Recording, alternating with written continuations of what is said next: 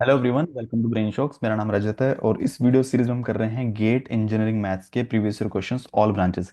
हर video में हम 5 questions करते हैं और इस वीडियो से हम टॉपिक स्टार्ट कर रहे हैं न्यूमेरिकल मेथड्स। ठीक है। और न्यूमेरिकल मेथड काफ़ी ब्रांचेस के गेट के सिलेबस में नहीं है, जैसे इजी इलेक्ट्रिकल। ठीक है।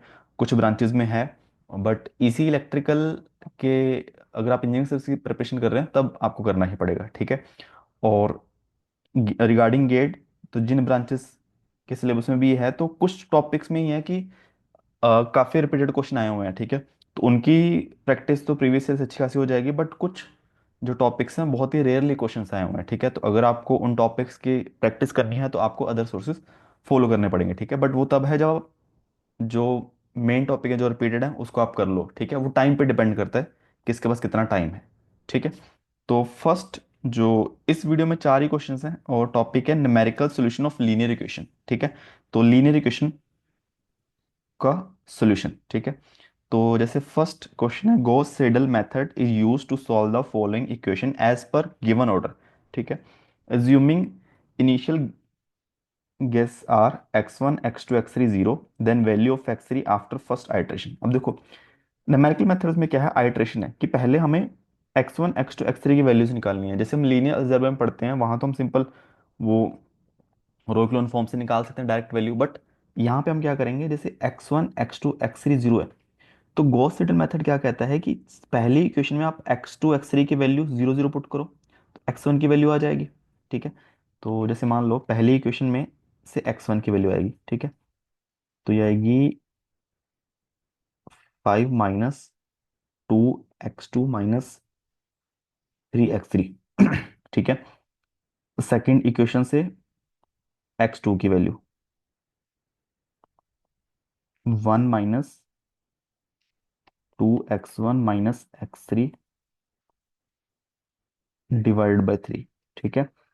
x3 की वैल्यू आएगी थर्ड इक्वेशन से 3 - 3x1 - 2x2 डिवाइडेड बाय, अच्छा कुछ नहीं आएगा। अब देखो, अब इन्होंने क्या लिखा हुआ है, एज पर गिवन ऑर्डर की, एज पर गिवन ऑर्डर की पहले इक्वेशन से x1 की वैल्यू निकालनी है, दूसरी से x2 की, तीसरी से x3 की। ठीक है। अगर एक्चुअल में अगर ये गिवन ना हो तब हमें इक्वेशंस को रीअरेंज करना पड़ेगा। ठीक है। तो उसको हम बोलते हैं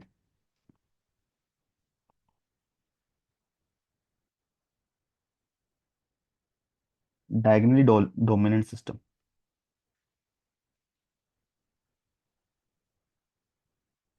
ठीक, इसको चलो हम नेक्स्ट उस पर करेंगे, पहले हम ये क्वेश्चन सॉल्व कर लेते हैं। ठीक है। अब x1 x2 x3 आ गया। अब ये है मेथड गॉस सिडल। ठीक है। एक गॉस जैकोबी मेथड होता है, उसमें क्या होता है कि हम तीनों इक्वेशंस में ही 0 0 वैल्यू पुट करेंगे, x1 की, x2 की, x3 की। तो वहां से x1 2 x1 x2 x3 की वैल्यूज आ जाएंगी। फिर जो नई वैल्यूज आई फिर हम दोबारा यहाँ पुट करेंगे, फिर एक नई वैल्यूज आ जाएंगी x1 x2 x3 की।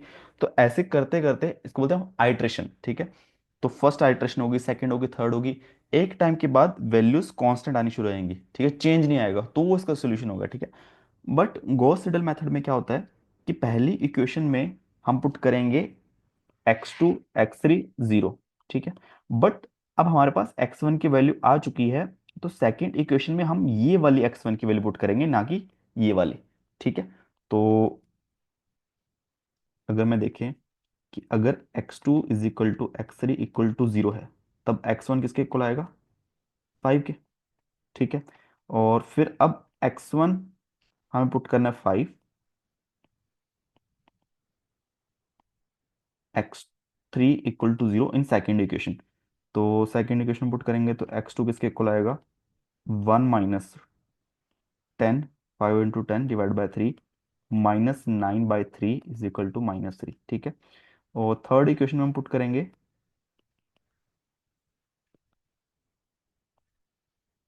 x1 की वैल्यू तो 5 ही है, चेंज नहीं हुई अभी तक। x2 की वैल्यू क्या है, -3। ठीक है। x3 की वैल्यू आ जाएगी 3 - 15, माइनस माइनस प्लस 3 दूनी 6। ठीक है। तो 3 - 15 -12, -12 + 6 -6। ठीक है। तो ये आ गई फर्स्ट आइट्रेशन के बाद हमारे पास ये तीन वैल्यूज आई हैं। ठीक है। और x3 की वैल्यू पूछी हमें, वो आएगी -6। ठीक है। अब ये तो normal as per given order, but अगर हमें बोला जाए कि डायगनली डोमिनेंट सिस्टम, अगर हमें ये ना दिया होता कि इसी ऑर्डर में करना है, ठीक है, अगर हम इसको हटा दें, ठीक है, तब क्या होता है डायगनल डोमिनेंट सिस्टम में हमें इस तरीके से करना है कि जो x1 का कोफिशिएंट है ना, ठीक है, वो बड़ा होना चाहिए x2 x3 के कोफिशिएंट के सम से, ठीक है, एब्सोलूट, ठीक है, अगर माइनस नहीं लेना, हमें सिर्फ कोफिशिएंट देखना है, पॉजिटिव वैल्यू देखनी है, ठीक है। उस तरीके से देखा जाए तो पहले पहले आनी चाहिए, आई थिंक इसमें बनेगी नहीं वो चीज़,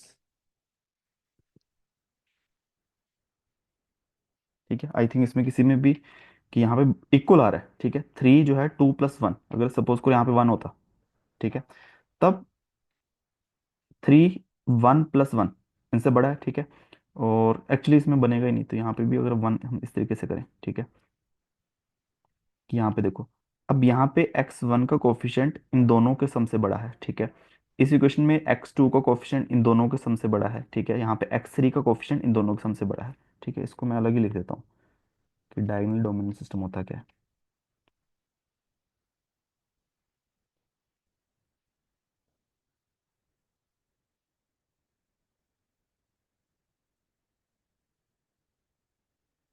ठीक है, तो सपोज करो A11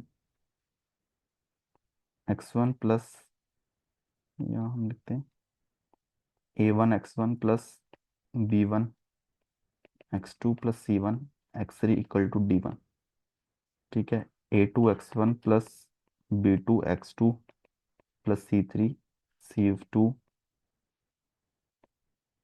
is equal to D2, A3 x1 plus B3 x2 plus C3 is equal to D3, ठीक है।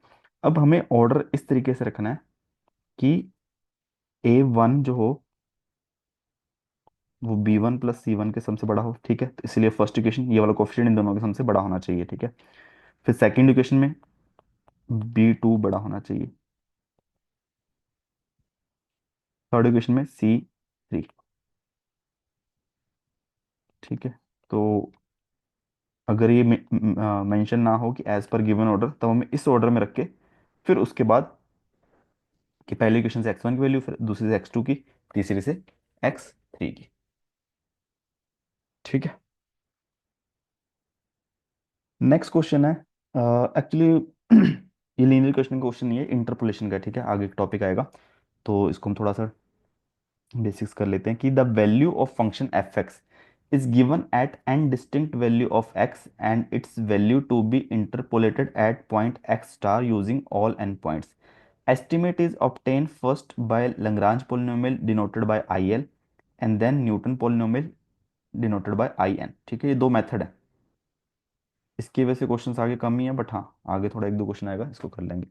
विच of the following statement is correct, I L is always greater than I N, no definite relation between I L and I L is always less than I L and I N are always equal, ठीक है। इसका मतलब पता है क्या है कि suppose करो कि हमें एक फंक्शन गिवन नहीं है, चलो हम एक फंक्शन बनाता हूँ ताकि हमें थोड़ा सा पॉइंट्स पता चले, कि x³ - x² प्लस 3x+4, ठीक है, ये मैंने रैंडमली ऐसे लिखा है, एक्चुअली यहाँ तक तुम्हें पहुंचना होगा। अब सपोज करो क्वेश्चन में क्या बोला, value value of function is given at N distinct value of x, तो हमें फंक्शन की वैल्यू पता है,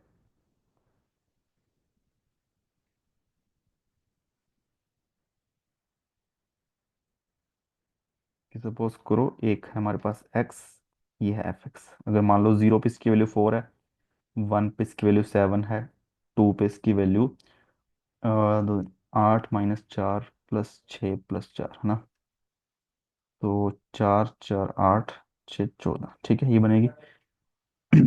और 3 पे 27 - 9 + 9 + 4, तो 31, ठीक है। तो ये चीज़ हमें गिवन है जो पहले लाइन में लिखा हुआ है, ठीक है। अब हमें its value to be in, अगर मान लो किसी और पॉइंट में मुझे वैल्यू फाइंड करनी है, ठीक है, कि मान लो 4 पे इसकी वैल्यू क्या होगी, तो उसके लिए मुझे पोलिनोमियल चाहिए, ठीक है।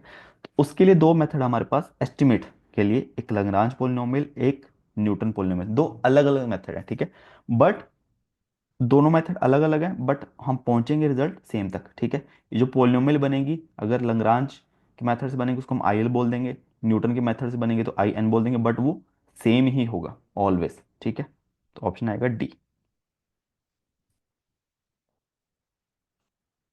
नेक्स्ट क्वेश्चन है, derivative of function F x is equal to cos x can be estimated using approximation, percentage error is calculated as exact value minus approximate value divided by exact value into 100. The percentage error in the derivation of fx at x is equal to pi by 6 radian choosing h is equal to 0.1 radian is, ठीक है। तो exact जो derivative आएगा वो कैसे आएगा, normal जब हम डेरिवेटिव करते हैं, जैसे मान लो कि एफ एक्स किसके इक्वल है, कॉस एक्स के, एफ डैश एक्स किसके इक्वल आएगा, माइनस साइन एक्स, ठीक है। तो उस पॉइंट पे यानी पाई बाय सिक्स पे इसका डेरिवेटिव आएगा minus sine pi by six, pi by six होता है 30, साइन 30 होता है -1/2.5, ठीक है। और अगर हमें फाइंड करना हो अप्रोक्सीमेशन, ठीक है, कि मुझे एफ डैश एक्स चाहिए, तो F x plus H minus F of x minus H divided by 2h, ठीक है। तो मुझे चाहिए F dash pi by six, ठीक है। तो एफ, अब पाई बाय सिक्स भी रेडियन में, एच पॉइंट वन ये भी रेडियन में, देखो ठीक है, पाई बाय सिक्स प्लस 0.1, अब ये तो कैलकुलेटर से करना पड़ेगा, ठीक है, minus pi by six minus 0.1 divide bye 2h यानी 0.2, ठीक है। अब मैं कैलकुलेटर से कर रहा हूँ उसको, पाई बाय सिक्स प्लस 0.1, अच्छा ये actually इसको लेंगे कॉस, हो जाएगा कॉस पाई बाय सिक्स -1, ठीक है। अब इसको ओपन भी कर सकते हो, अगर डायरेक्टली कैलकुलेटर से कर सकते हो तो ठीक है, नहीं तो cos A plus B cos A minus B वैसा भी कर सकते हैं, ठीक है, कि हमें सिर्फ 0.1 की वैल्यू निकालनी पड़ेगी, वो ज़्यादा बेटर रहेगा आई थिंक, ठीक है। तो आएगा cos pi by six cos 0.1 minus sine pi by six sine 0.1 minus cos pi by six cos 0.1 plus आ जाएगा माइनस, सॉरी माइनस आ जाएगा sine pi by six sine 0.1, ठीक है, डिवाइडेड बाय 0.2, ये कैंसिल हो गया, यही बेटर है। ये आएगा two minus two sine pi by six, देखो -2 साइन पाई बाय सिक्स है तो 1/2 ही होने वाला, कैंसिल होने वाला है, और साइन 0.1 डिवाइड बाय 0.2, ले देखिए हमारा बचेगा minus sine 0.1 divide by 0.2, 0.1 radian में, ठीक है। तो 0.1 सबसे पहले डिग्री में अगर देखें,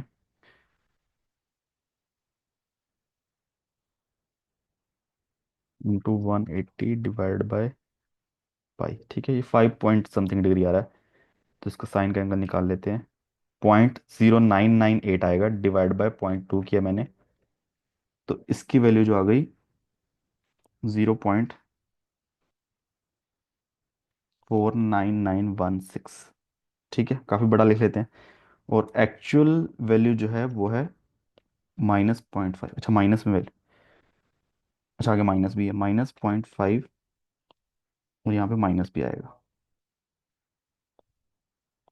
ठीक है। अब हम यहाँ पे बनाते हैं एरर,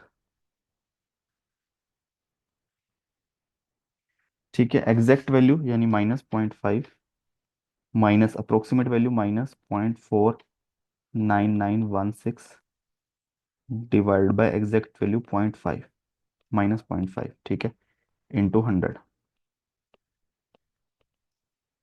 तो 0.5 बेसिकली देखा जाए 0.5 माइनस होगा 0.49916 डिवाइड बाय 0.5, ठीक है। तो ये कुछ आ रहा है इंटू 100, 0.168। ठीक है, तो ये 0.1 से ज़्यादा है और 1 से कम है। ठीक है, अगर हम देखें डेरिवेटिव देखें कि एग्जैक्ट मतलब क्या है डेरिवेटिव। पाई बाय 6 की अगर वैल्यू हम देखें कितनी आएगी, पाई बाय 6 आ गया 0.5235। ठीक है, अभी कॉस का ग्राफ है। ठीक है, कॉस एक्स का।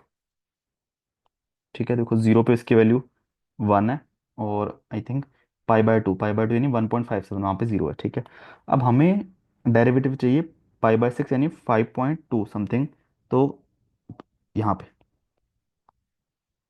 ठीक है, एग्जैक्ट डेरिवेटिव क्या है, मतलब slope of tangent at this point. ठीक है, मान लो एक लाइन है जो जस्ट इस पॉइंट को टच करती हुई जा रही है, हम थोड़ा इस तरीके से बनाए।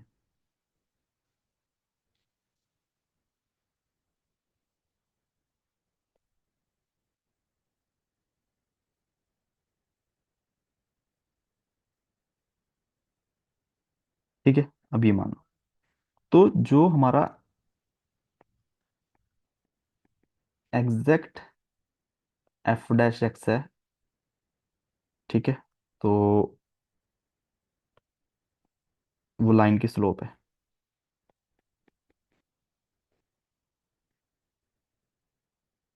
ठीक है, अब अप्रोक्सीमेट एक्चुअली डेरिवेटिव का मतलब ये होता है ना कि उस पॉइंट और उस पॉइंट से थोड़ा सा आगे जाके आगे वैल्यू देखो उन दोनों के बीच का डिफरेंस।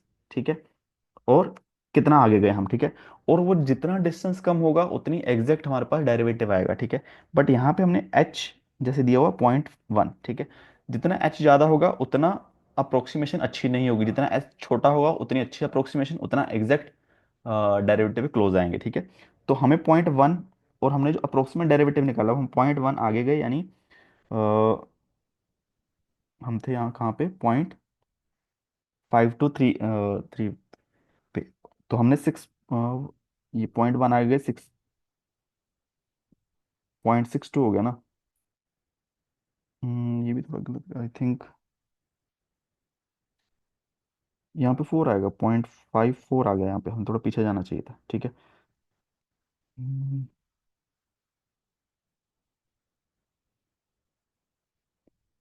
चलो अब लग गए तो दोबारा अच्छे से करते हैं।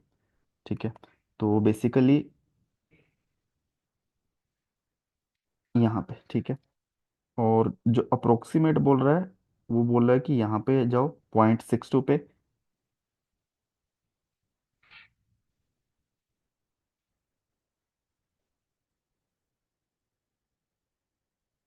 ठीक है, और प्लस 0.1 माइनस 0.1, 0.1 तो यहाँ पे आ गए। ठीक है, जो एग्जैक्ट स्लोप आएगी वो आएगी इस तरीके से कि एक लाइन जो सिर्फ इस पॉइंट को टच करती हुई जा रही है। ठीक है, तो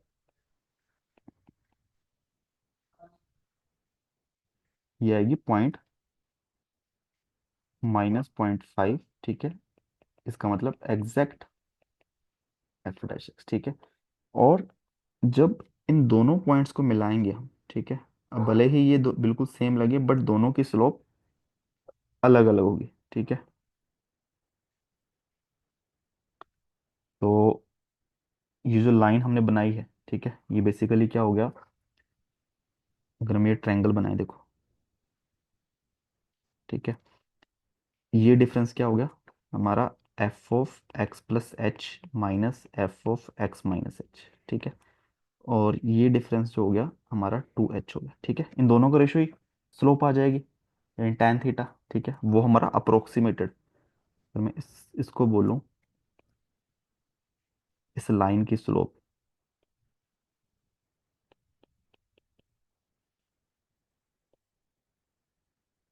वो आएगी -0.49916, यानी कि approx F dash x.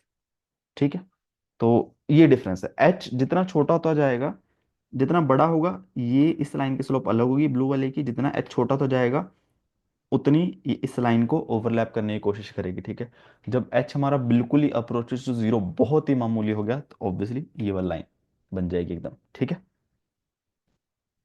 Last question है इस वीडियो का। ठीक है, अब देखो इसमें आएगा वो डायगोनली डोमिनेंट सिस्टम। देखो Gauss Seidel iterative method for the system of equation. ठीक है, तो देखो हमें इस तरीके से करना है कि पहले एक इक्वेशन से x1 आएगा। ठीक है, उसमें हम x2 x3 डालेंगे, जो हमें स्टार्टिंग में 0 0 0 मान के चलो कोई भी पॉइंट। ठीक है, फिर सेकेंड इक्वेशन से x2 आएगा, जिसमें हम x1 डालेंगे फर्स्ट इक्वेशन वाला, ना कि बिल्कुल इनिशियल वाला। ठीक है, जो हमें गिवन होगा। x4 तो हमें जो इनिशियल वाला वही डालना पड़ेगा। ठीक है, जब हम x3 कैलकुलेट कर रहे होंगे तो हमारे पास x1 वही जो हमें पहली इक्वेशन से आया वो डालेंगे, x4 तो वही आएगा।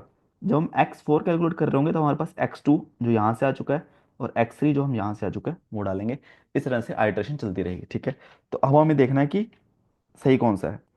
तो अगर देखा जाए डायगोनली डोमिनेंट सिस्टम, तो यहाँ पे देखो इस इक्वेशन में x1 का जो कोफिशिएंट है वो इन दोनों के सम से बड़ा है। ठीक है, अगर हम ओनली पॉजिटिव चीज लेनी है, नेगेटिव साइन नहीं लेना, 1/4 प्लस 1/4 1/2 और ये 1 इससे बड़ा है, तो ये हमारी पहली इक्वेशन आएगी। ठीक है, सिमिलरली ये हमारी सेकंड इक्वेशन आ जाएगी जहाँ x2 का कोफिशिएंट बाकी दोनों कोफिशिएंट से, बाकी वैसे तीन हो सकते हैं, बाकी दोनों कोफिशिएंट से बड़ा है। ये हमारी x3 थर्ड आ जाएगी, ये हमारा फोर्थ आ जाएगा। ठीक है, तो पहली इक्वेशन से हमारा x1 की वैल्यू क्या आएगी, 1/2, चलो 0.5, देखो मोस्टली 1/4 1/2 ही है, तो 0.5 0.25, तो x1 आएगा 0.5 और दोनों नेगेटिव है तो प्लस 0.25 क्या है, x2 है प्लस 0.25 x3 है। ठीक है, और x2 आएगा हमारा सेकेंड इक्वेशन, ऑर्डर में फोर्थ, बट जो हम सेकेंड इक्वेशन में रीअरेंज करके सेकेंड इक्वेशन लिखेंगे तो उसमें आएगा 0.5 प्लस 0.25 x1 प्लस 0.25 x4। ठीक है, और फिर x3 आएगा हमारा कि 0.25, इधर 1/4 है। ठीक है, प्लस 0.25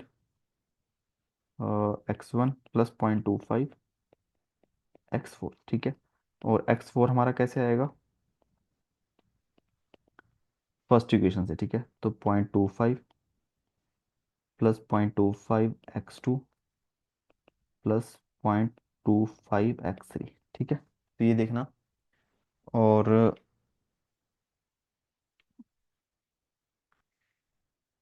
इसमें कुछ भी, तो पहले 0.5 सब में सेम ही, एक्चुअली इसमें माइनस प्लस का ही फर्क है, तो सब प्लस प्लस आना चाहिए। ठीक है, एक तो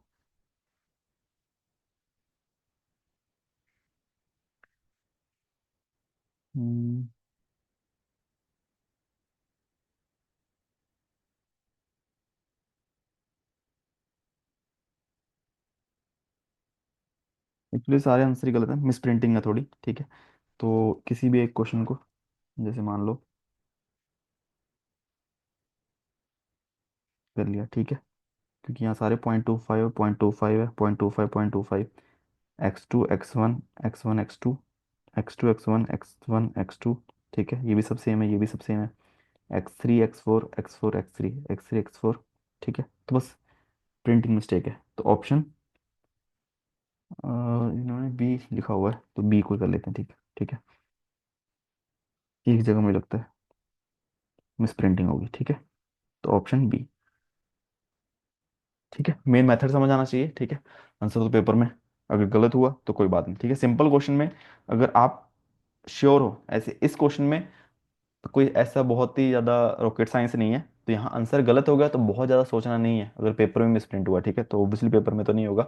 ठीक है, तो इसी के साथ चार क्वेश्चन हमने किए, इस वीडियो क्वेश्चन खत्म होते हैं। इस टॉपिक में भी अगर देखा जाए ले दे के दो क्वेश्चन ही थे। ठीक है, बट इसको अगर डिटेल में करना है आपको बहुत ज़्यादा, तो अलग से आपको प्रैक्टिस करनी पड़ेगी। ठीक है, तो लीनियर इक्वेशन में, बट किसी भी क्वेश्चन में डाउट हो नीचे कमेंट कर सकते हो, और वीडियोस को सीखो प्लीज़ वीडियो को लाइक करना, चैनल को सब्सक्राइब कर देना। Thank you so much.